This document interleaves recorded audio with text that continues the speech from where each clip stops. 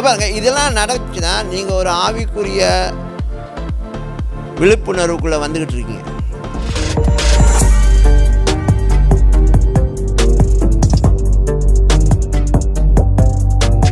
அப்படின்னா முதலாவது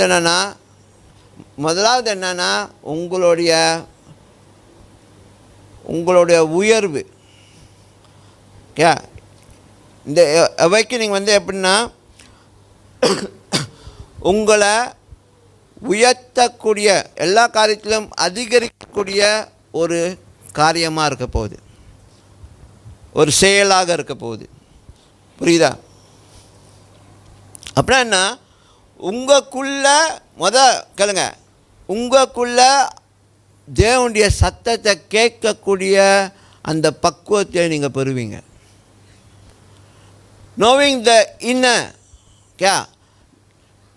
the inner voice speaking to you.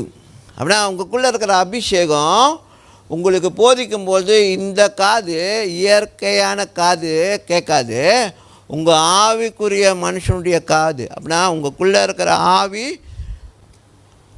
மனுஷனுடைய காது இதை கேட்கும்.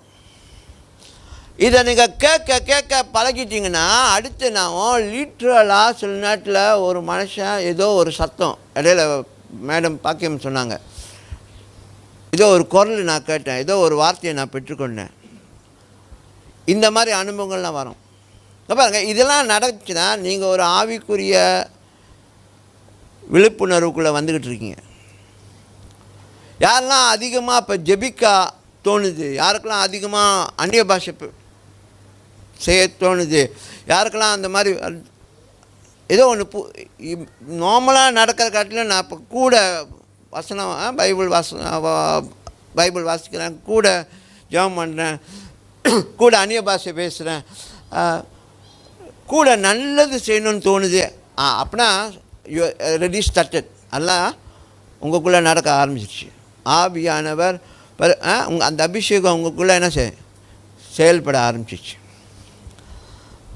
புரிஞ்சுக்குங்க. ஓகே.